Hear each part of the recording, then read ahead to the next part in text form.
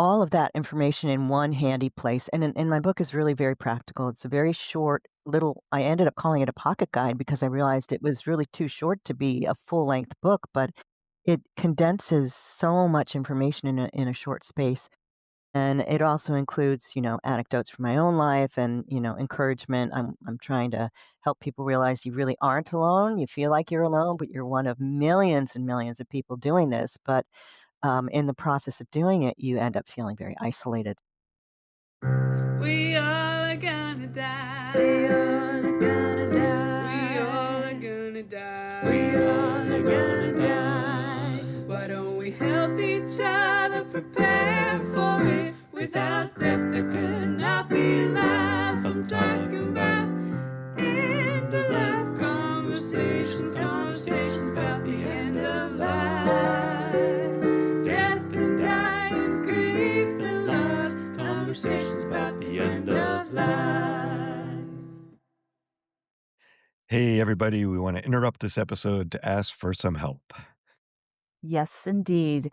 We would like to add value to our podcast for you, our beloved community, as we move into our third How year cool is of that? being here. 30 years. Yeah, 3 years. just starting our third year. We're very excited about that. So we really do. We want to add some value.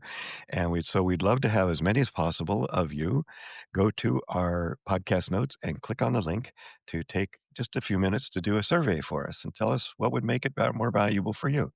So we look Yeah, forward to hearing from you. and don't hesitate. Whatever is on your heart, there's a little space there that you can add your thoughts about what you'd like to hear more about. Maybe, even if it's books or music, whatever, just Yeah, let us know because we are here to in support of you, yeah, our listeners. So thank you so much. yeah. And now back to our regularly scheduled program. Thank you. Welcome, everyone. I am Reverend Wakil David Matthews, and today we are really excited to speak with Ann Thompson. Ann is an end-of-life doula, ordained non-sectarian priest, certified medical Reiki master and Reiki teacher, and she also publishes poetry, vignettes, and nonfiction. Ana Luisa Armendariz, my co-host, is taking her daughter to an appointment, so she might be a little bit late or she may not make it, but we will go ahead without her. We want to just, and again, be so thankful that Ann could join us today. After a 40-year career as a public health writer, editor, Ann is soon retiring to focus on her soul's true calling to foster healing and transformation throughout the lifespan and especially at the end of life. She recently published a book under the pen name Grace Amani, The End of Life Caregivers Pocket Guide, a death doula's practical tips on caring for dying loved ones and yourself, which is available as a paperback, or ebook. And we'll certainly include the link in our podcast notes. And that's pretty much how we found you, I think. Somebody recommended your book. So really glad to have you and glad to hear about your work and so glad you could be here today. We always like to start by just asking about when you became aware of death yourself. Well, first of all, I would like to say thank you so much for the opportunity to talk with you. I'm very honored and touched and grateful. I also want to mention that my book is now available in audiobook as well for people that may not have the time to read a book. Excellent. Yeah. I gave a lot of thought to that question. I was raised in the 60s and 70s by very loving and conservative parents who felt as though it was in children's best interest to protect them from death. Yeah. And so I didn't really have any experience with it for a long, long time. I mean, I knew people in my family had died, but it was almost as though, when you're moving and you take a picture off the wall and there's just an empty space. It was as if people just dematerialized, and I'd never really been to any funerals. I was actually 30 years old Wow. and had just started a job as director of communications for a private Jesuit prep school in the DC Wow. area. And it was and is a very close community. And within days after I started, the director of the board of trustees died suddenly of a heart attack. And my boss asked me to go with her to the viewing. Mm. And I was just terrified, honestly. I just had never been in that environment before. But what really impressed me was when I got there, it was so clearly a community of love and compassion, and people were there to support each other, and it was not scary.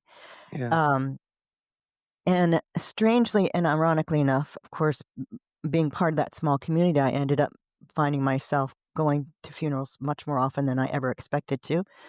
Um, and one of the first quite dramatic experiences I had related to my current calling and death was while I was at this school. There was a student, Jairo Sanchez, who was a senior and had just graduated. And on the night of graduation, he went out with his friends partying and was killed in a car accident. Wow. And I had been at this time, around this time, feeling really called to do hands on healing. And I didn't even know what that meant, but I just somehow felt drawn to do some kind of healing with my hands, even though that was not my career at all and not my education. And when I was in the church, in the back of the chapel, it was completely full with all these people in the community. When Jairo's mom walked in the door past me, my hands started burning and tingling. And Wow. I felt really, I intuited that that was a sign to me that I was Hmm. supposed to go into what I felt drawn to do. So, I did go to massage school, and there I learned Reiki, and I ultimately ended up quitting that job after about 9 years and becoming a full-time Reiki and massage therapist. And during that time, I was now in my mid-30s, I would say, mid to late 30s, um, and married, and my mom called me one day and was absolutely hysterical, and I said, "What happened?" And it turned out that her very best friend's son had just been murdered in a carjacking. And, I said, I'll go with you to the funeral." So I went with her to Utah to the funeral, and I rented a car, and I drove her around, and I found myself in the role of being like a mom to my mother, helping her Yeah. through this experience that she had always sort of insulated us from. Right. So that I would say were my initial experiences. And then again, due to this community that I worked at being so close, and then I ended up marrying a teacher from there. I still continue to be quite close to that community through that. Um, my husband and I adopted our daughter, and she was about, I would say, 7 or 8 when we went through this really bizarre period of about 5 or 6 years where we lost multiple friends. I think in the course of 5 to 6 years, we lost 9 or 10 friends, Wow. many of whom were sudden heart attacks or aneurysm or um, neurological disorders or all Hmm. sorts of things. Got to the point where our daughter, whenever we said, "Guess what?" she said, "Who died?" Oh my. Oh my. So, Yeah. Wow. but I ended up finding myself, in several of these cases, actually providing a lot of hands-on support to my Hmm. friends, and I was, with them, probably with 3 or 4 of them I can remember in particular. I was actually at their bedside as they were, um, very, very close to dying, and, Hmm.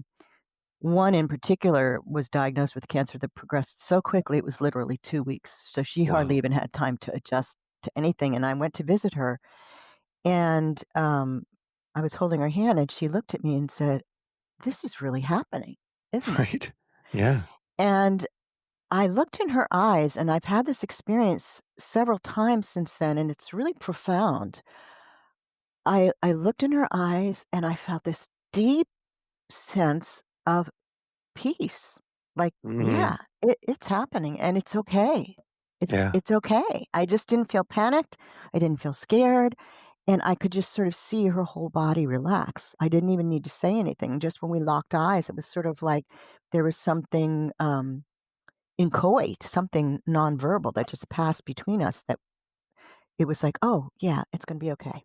Yeah, yeah. That's really a beautiful story and a really beautiful reminder to all of us that there's much more than meets the eye, and there's Yeah. much more going on that we can feel and we can touch. We've talked to people who've had experiences of in communications with people after they've died, Yes. and certainly Reiki and that kind of hands-on healing thing where you're just really remembering that we have very limited senses really, and we Mhm. don't know all the things that go on um, beyond the normal senses or beyond the scientific objectivity, if you will.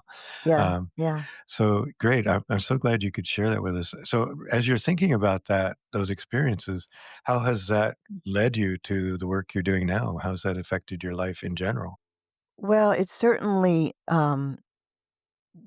braids in very closely with the Reiki I've been doing for over 30 years, and when I practice the Reiki, it gets me in that space, much like meditation, where you're sort of, aware of sensing it in a different way. You're not as, um, tuned into the body. Like, when I did massage for 9 years, I knew what I was doing. I was in my hands, I knew where the attachments and origins were, I knew, why I was doing what I was doing and what it would achieve. With Reiki, there's so much more mystery.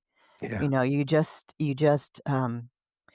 You open yourself and allow yourself to be, a vehicle for this mystery to flow through you, and you're sort of present to it. You're not doing anything, you're witnessing it.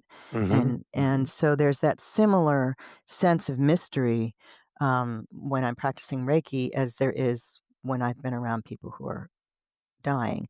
Hmm. And of course that's I mean, I have to qualify that by saying I've always been, I guess, blessed enough to be around people who are dying of natural causes for the most part. Okay. I haven't been, at the bedside of someone who has died violently or who is in great deal of pain or suffering. And, we can talk later on, of course, about hospice. I think that hospice and palliative care are absolutely key to a Yeah. peaceful death. But um, I guess after I had worked with so many friends who were either, very severely ill or indeed terminally ill.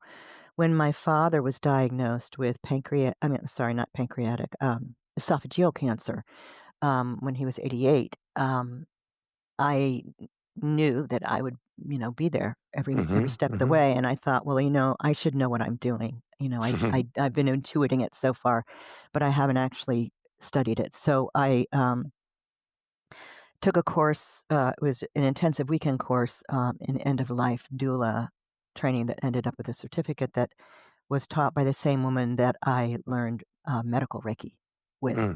And, it was such a gift because when dad was, actively dying, he was fortunate enough to die at home with hospice in home. And it was such a blessing to me because I wasn't scared. I knew what was happening. When all of the Yeah. physiological changes happened, I could explain to my brother and to my mother, this is what's happening. This is what the body's doing. In fact, I was the one to say to mom, he's dying. And she said, Yeah. oh, she didn't realize it. Well. She didn't really know. She just thought Yeah. he was going through a bad patch. And I said, no, Hmm. it's actively happening now. Hmm. And that was actually a lovely gift because the 3 of us could experience that without panic, without confusion. We were able to support each other. It was just a really beautiful, very gentle experience. Hmm. Hmm. Great. Yeah. Couple things that are really important that I really want to reemphasize for the audience. And we actually have another person coming on next week. Well, we'll be interviewing her next week, and it'll be the week or two, I'm not sure, after yours is aired, probably in December sometime at this point. But she and I were just talking today about, and Ana Luisa and I were just talking as well about the importance of hospice and the Mhm, importance of palliative care mhm. and how people tend to shy away from it or be afraid of it Yeah, because it seems like if you go on hospice, you're admitting that you're dying, right? right, And right. or if you accept palliative care, you're saying I give up, and none Mhm, of those are true. And absolutely. what is true is that those are both incredibly wonderful, skilled, beautiful people angels Yeah. is the way I think of them, True, absolutely. who are just they know what they're doing, and doulas as well. That's the other thing I want to point Mhm. out to our audience Mhm. is that Mhm. death doulas have become a thing now. There's a lot more of them around, and Yeah. they are such a blessing to a family before hospice and after death. They can Mhm. take all of that part and really, just like a birth doula, they can really walk you through, or a midwife. I've heard death doulas call themselves death midwives. It's Mhm. a very similar thing. You're really, because of the knowledge that they have and the experiences they have and the skills that they have, they're able to be there for you, your whole family, your whole community, Yeah. and really help you walk through this entire process from beginning to end and past the end. So thank you for bringing those up, and just want to really re-emphasize all of that for our audience, because Yeah. we've been Yeah. talking a lot about that, Yeah. and people who've And avoided it, right? and people often get palliative care and hospice care confused, Yeah, and that's they right. think the thing is palliative care can be brought in at any point Yeah. in, the process of any condition, any Hmm. illness that has, pain or anxiety or any kind of, adjunctive Yeah. problems above and beyond the illness itself and related to the illness. And you can bring in palliative care at any point. Yeah. And of course, palliative care is part of hospice care.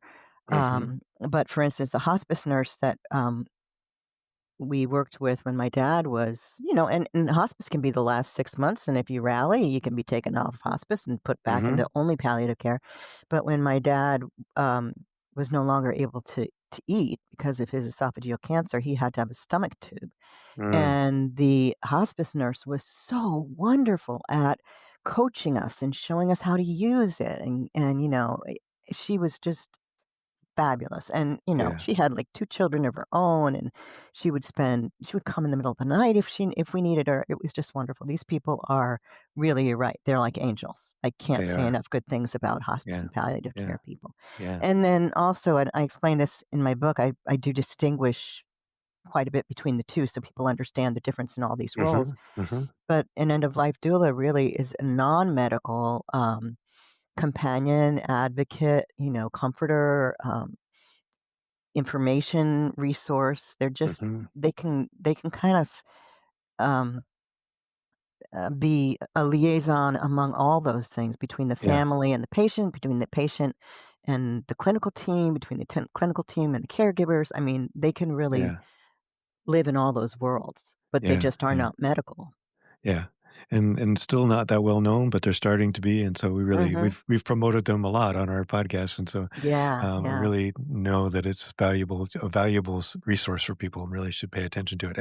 And as you mentioned, the hospice people, I think somebody just recently told me that statistically, people only are in hospice for 2 weeks Yes, on average, and they could be in there. They could have 6 months of incredibly brilliant, wonderful, angel-like care, exactly, instead of waiting till the last minute. And we exactly. really encourage that. So thanks for Yeah, for bringing that up. sure. We're going to keep emphasizing that, and hope Yeah, people get that yeah. message. So it's Mhm. really important.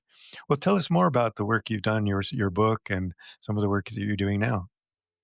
Well, I have done Reiki in addition to and around my day job for all these years, and I am now, kind of on the off ramp toward retirement. I'm easing Hmm. out of my day job and, focusing much more on the practicing of Reiki, the teaching of Reiki, and particularly, I'm feeling particularly drawn to integrating Reiki into the end of life, experience for the caregivers as well as Hmm. for the person who is at the end of their lives. Um, and so right now, and I wrote this book actually before I started cutting back on my day job. I just felt really compelled about a year or so ago to do it. I didn't even know then why, but now I kind of understand um, that there's such a need for people to understand that when they take care of someone else who is either chronically ill, terminally ill, of advanced age, maybe has dementia or is dying, as caregivers, they often feel, and I can speak from my own experience as well, that you Yeah. end up feeling overwhelmed. You feel exhausted, you feel isolated, you don't know where to turn, you wish you had more information, but you don't even have the time or energy to find that information. And so after, providing care for both my parents at the end of their lives, they've both passed, and again, as I said, for my friends, I realized that there is such a need for caregivers to have, um all of that information in one handy place, and my book is really very practical. It's a very Mhm. short little I ended up calling it a pocket guide because I Yeah. realized it was really too short to be a full-length book, but it condenses so much information in a short space, Mhm. and it also includes, anecdotes from my own life and, encouragement. I'm trying to help people realize you really aren't alone. You feel like you're Mhm. alone, but you're one of millions and millions of people doing this, but Yeah. in the process of doing it, you end up feeling very isolated. So, my hope is that not only with the book, but with my work as a Reiki practitioner and with speaking to people and networking with people, I'll be able to get the word out. And I'm actually working very closely with a wonderful man I just love. Alejandro Maciel is his name, and he is the former managing editor of LA Times Espanol, and he has Mm. translated my book into Spanish. Beautiful. And yeah, and we're just about to publish it together, and we're trying to reach out to the Latino community because, and I knew this from work that I had done as a writer for this organization, Compassionate Choices is a Mm. wonderful national nonprofit that Yeah, we've advocates for I end think of I life think we've patient had care. yeah, I think we've Yeah. had people on from there. Yeah. Yeah, it's a Beautiful group. wonderful organization, beautiful work.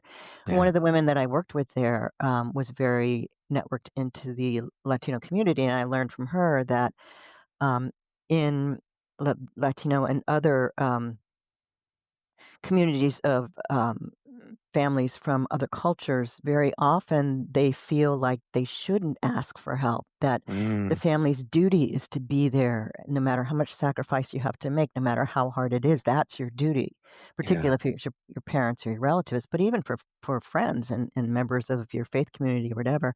Mhm. And that's lovely. But if you don't have a support network and if you exhaust yourself, you're not Yeah.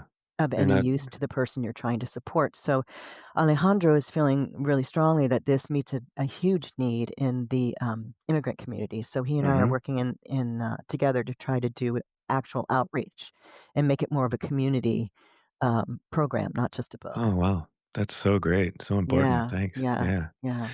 Wonderful. Yeah, I love that, well, just in general, the immigrant community needs a lot of Oh my God. assistance and prayer right now, but, Oh God, it's so yeah. true. Yeah, Yeah. yeah. So that's really wonderful, and have you, considered other immigrant communities such as, Asian or African or any of those? I know that's a big lift at this point, but Yeah, there are yeah. No, certainly those. I definitely would love to reach out more. And again, Compassion and Choices has these wonderful uh sort of like sub community groups where they're reaching out to the African Mhm. American community. They're reaching out to the disabled community. They're reaching out to all sorts of different communities to bring out the message of end of life patient advocacy and Yeah, caregiving. options and Great. compassionate Yeah.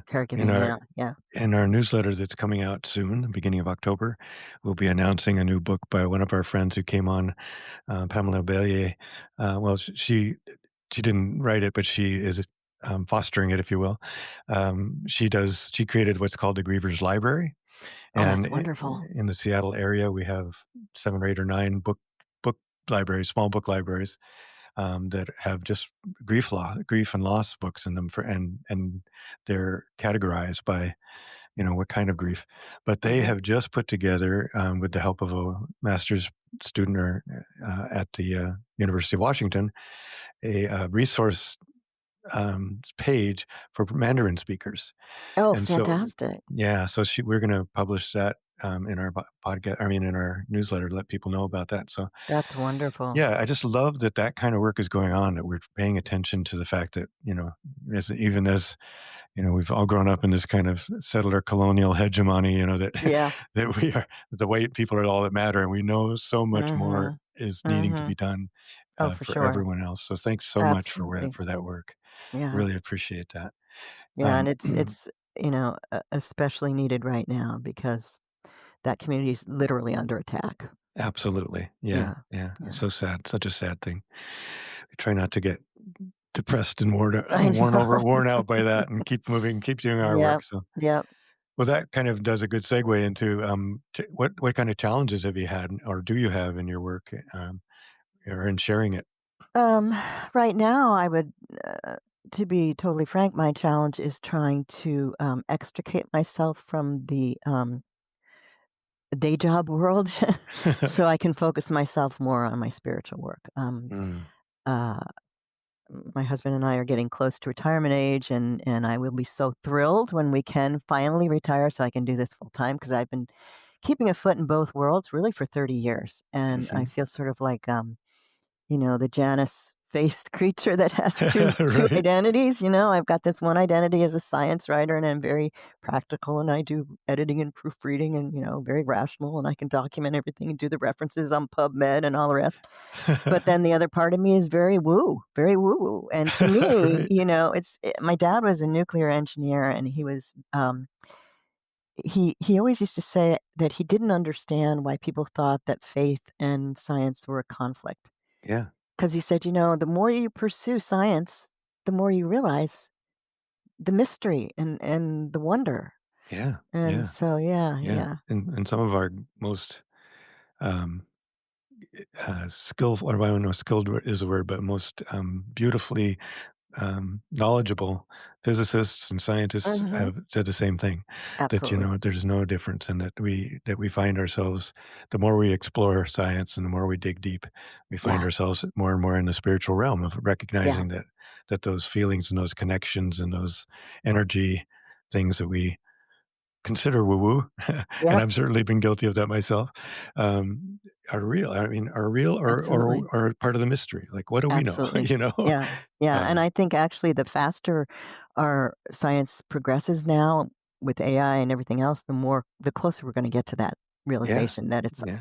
all the same thing, and when I teach Reiki level 2, um one of the hard things for people to get their heads around, and it was certainly true for me when I first learned it, is that you can actually send the healing energy across time and space. Mm, And mhm. so when I try to explain the Hmm, context in which that might make sense, I give my students a little, kind of quick primer on quantum physics and yeah. zero point field and yeah, the fact that 2 electrons that have been connected, once they're separated, no matter how far apart they are, you can do something to one and the other one feels it immediately. So, Mhm, mhm. our science is actually starting to show us a context in which healing and miracles is completely they're all, Yeah, yeah, and plausible. It's not yeah, weird. yeah.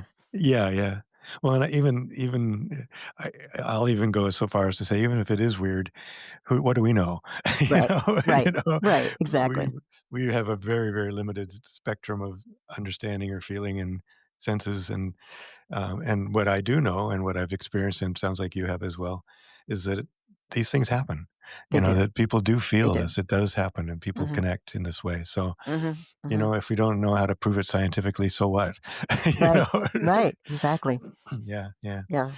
Yeah, well, I really appreciate that too. That's really, really well put. Um, so I want to keep track here. We're doing good on time. And is there anything that frightened you about ending your life, or the end of life for you, or other Yeah. people in your lives? Um, the only thing that I feel any concern about is I don't want to suffer, and I don't want the people I love to suffer. I don't want Yeah, anybody to suffer, actually. right. It's very easy to, believe in spirit when your body isn't hurting. Hmm. But, Absolutely. I've seen people go through a lot of suffering, and it's very hard to stay focused outside the body when the body needs all the time and attention and energy. So, Yeah, that's again getting back to the palliative care and the hospice care. That's where those exactly. providers are absolutely godsends because they Hmm. really do help you manage that Yeah, physical yeah, physical part. yeah. And the doulas, yeah, Yeah, they and can the just really doulas, bring you that right? connection. The Yeah. comfort and connection, and other than that, I really don't have Hmm. a lot of fear or dread, and I also feel like, I wanna live longer, but if I don't, I've had a really wonderful life, Yeah, yeah, you know? yeah. So, Beautiful. yeah. That's yeah, that's really true. It's in a way, I think both Ana Luisa and I have said a couple of times that it's kind of our curiosity, it's like, Exactly. Yeah, it's one of those big mysteries that we really wanna know what yeah, happens.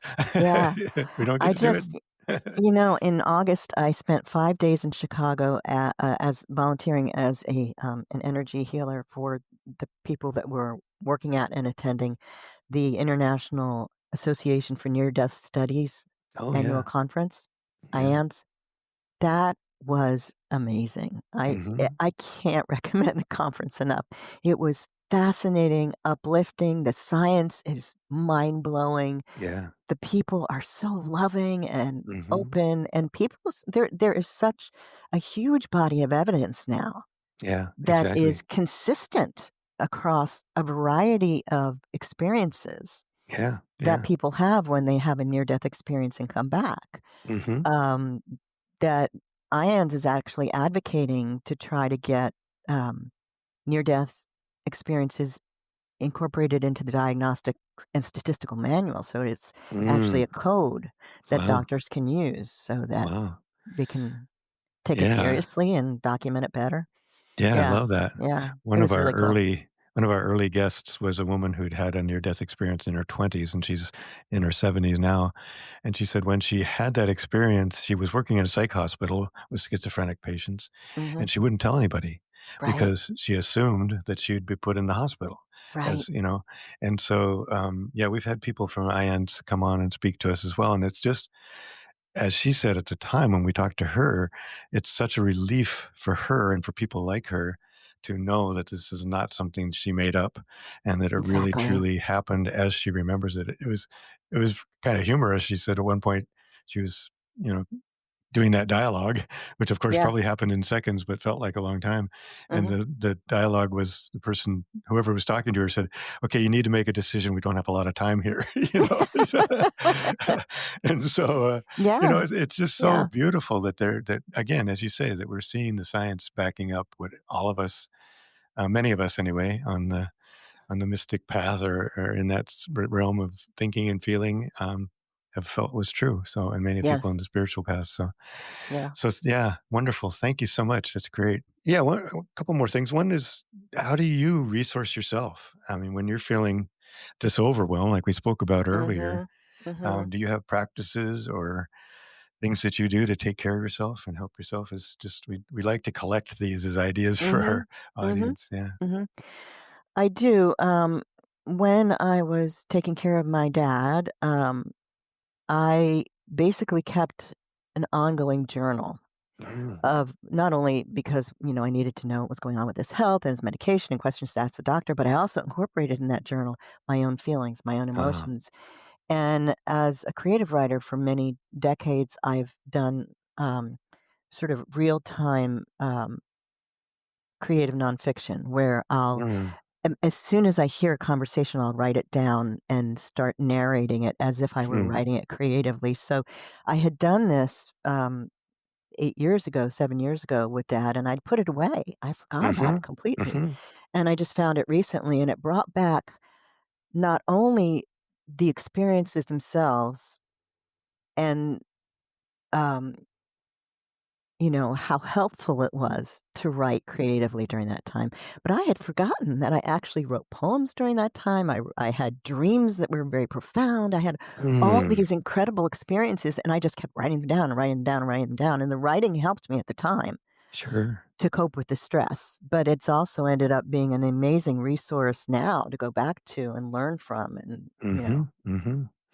Yeah, journaling is a really important tool. yeah, We yeah. another thing that will be in the newsletter is a new class starting up with Mirabai Star, where she works specifically on journaling and journaling around grief and loss. And Yes, I've heard that over and over again. In fact, I think the last person we just talked to said the same thing, that they, besides getting out and being in nature, which is the number one answer, absolutely. Absolutely. um, just Yeah. And being able to journal and write things and keep track of them. That sounds absolutely. like you might have a new book in there.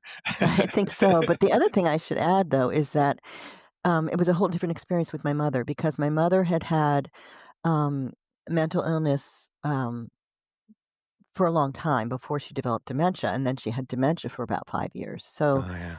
the amount of care, time, and attention that she required was so intensive that when my mom passed, I didn't wanna write. I didn't wanna think about it. I didn't wanna talk about it. I just gave myself permission to not feel anything, you know? I Right. I I started to berate myself and say, "Why aren't you feeling sad?" Right? And my brother said, "Well, it's been the long goodbye. We've been saying goodbye to her for years now, so that's part of it."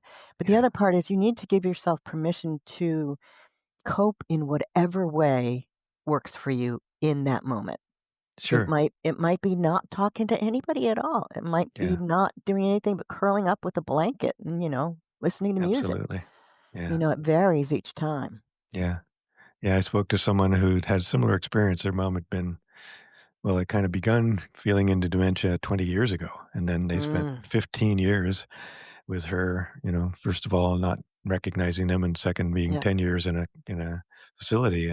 Yes. And they were feeling nothing. The biggest feeling they were having was relief, Exactly. and guilt over feeling Exactly. relieved. Exactly. And I was just like, that's perfectly normal, and that you should just embrace that. So Exactly. yeah, as you Exactly. said, you should feel all of them, feel all the Right. feels, and Right. really honor all of them. Yeah, Exactly. yeah. Well, I appreciate your time. Is there anything you wish I would asked you that you'd like to share before we finish? Um, how can I get in touch with you again? I'm really enjoying talking to you, and I'd love to be more a part of your community. I'm really interested in it. Great. Well, there is the website for the podcast, and when we and you can I can also send you my regular email, and actually that's where you've got my email because it was how you got uh, Yes. the mention of or the invitation.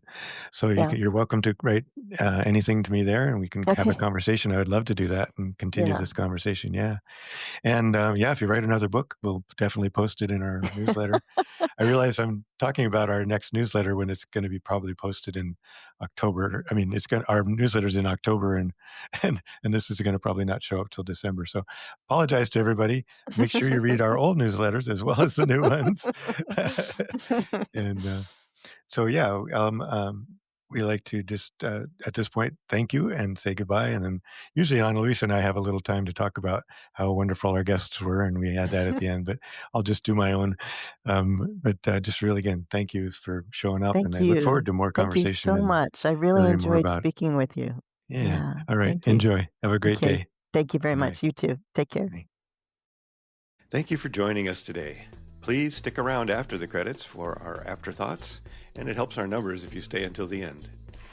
We want to thank my children, Nate, Vivian, Nina, and her fiance Asher, for the excellent opening song, and a special thanks to our awesome editor, Sam Zemke, who is also a guest on our podcast. You can listen to him on Season 4, Episode 5. Also, thank you to Charles Heaston, the composer of the original music you are listening to now. And of course, thanks to you, our audience, and all of our amazing guests. Please come back next week for another great episode. Share this with your friends, family, and community. We hope you will subscribe and follow us on YouTube, Facebook, Instagram, Blue Sky, and Substack. Each guest's additional information will be found in the podcast notes. And of course, if you have a good end-of-life story to share, please reach out. We are always eager to hear from you. Well, I wish Ana Luisa could have been here for that, and I know she's going to enjoy the recording. What an incredible person, and we again are so blessed to meet another amazing person out there doing this work. And I love the fact that she really spoke to the difference between hospice and palliative care, how important hospice is. And one thing we've been thinking about a lot lately is how important it is for people to really consider hospice as not giving up, and as not and getting into palliative care, getting the resources that are available to you and that you deserve at the end of your life. So don't ever think that going into hospice or going into palliative care is some kind of failure on your part. It's so important to just take advantage of those If you go into hospice and you live for 6 more months and they say, well, you got to be out of hospice, you've had 6 months of incredibly wonderful care by angels who know their work and do a really good job. So much love to all of you and adios. Take care.